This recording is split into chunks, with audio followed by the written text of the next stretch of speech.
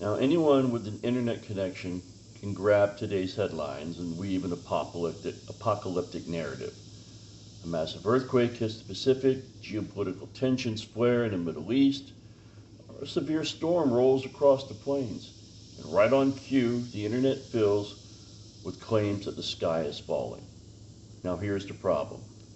Throughout human history, wars have always happened, fault lines have always slipped, and extreme weather has always formed. An isolated crisis is not a sign of the end of the world. It is the baseline reality of living on planet Earth. Now, that realization is why I built the Global Crisis Index, the GCI. The mission of the GCI is straightforward: to track and measure temporal clustering across independent global stress indicators using transparent empirical data, distinguishing statistical coincidence from true convergence without sensationalism. I wanted to stop reacting to individual headlines and start building a real, measurable baseline. The question isn't whether bad things happen. The question is, are independent crises clustering together in time at a frequency higher than random chance would predict? What the data actually shows in April, over a recent 141-day window of clean data, our tracking pipelines monitored several independent indicators, including global seismic activity, severe weather anomalies, and market volatility, the VIX. If these three systems operated purely independent, random background noise, the mathematical three crossing significant stress thresholds on the exact same day, is roughly at 0.3%.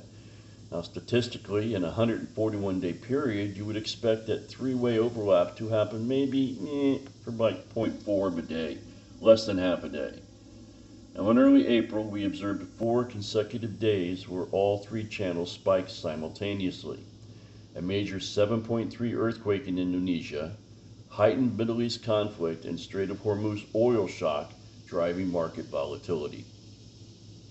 An intense, active, severe weather outbreak across the U.S. 4 observed days versus an expected rate of 0.4 looks, at first glance, like a massive 10x anomaly. But what that data does not mean, it is tempting to take that 10x number, make a dramatic infographic, and declare that the data proves convergence. But real analysis requires intellectual honesty. And there are critical caveats every honest observer needs to understand. And no casual link. Yeah? An earthquake in Indonesia does not cause geopolitical dispute, nor does a conflict cause a thunderstorm. These systems are physically and causally independent. Cause out casually, yeah. What we observed was temporal overlap, not a chain reaction. So when market stress or seismic aftershock happen, they linger across multiple days. Those 4 days in April were part of one continuous episode, not 4 distinct, isolated confirmations. In statistical terms, our sample size of this anomaly is the current n equals 1. No proven trend yet. So 5 months of clean data cannot establish a long-term trend. To know whether these cluster events are truly becoming more frequent, we need years of continuous verified multi-channel data. The interpretive layer, why track this at all? This brings me to the distinction between what we measure and how we interpret it. My personal motivation for building this project stems from the Olivet Discourse, where Jesus described global events using the metaphor of birth pains.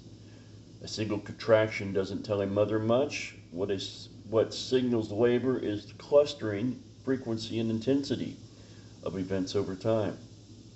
Scripture never told us to panic over a single rumor of war or a single earthquake. It told us to watch how the patterns develop.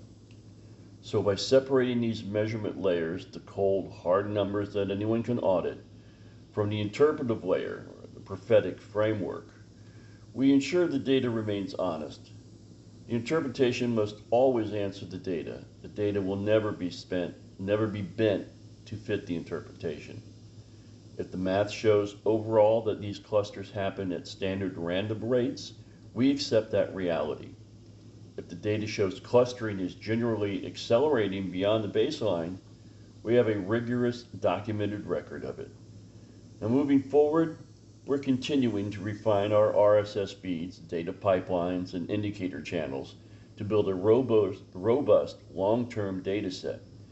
If you want sensationalized doom scrolling, there are plenty of places to find it, but we want to see what happens when we apply disciplined tracking and transparent math to global events.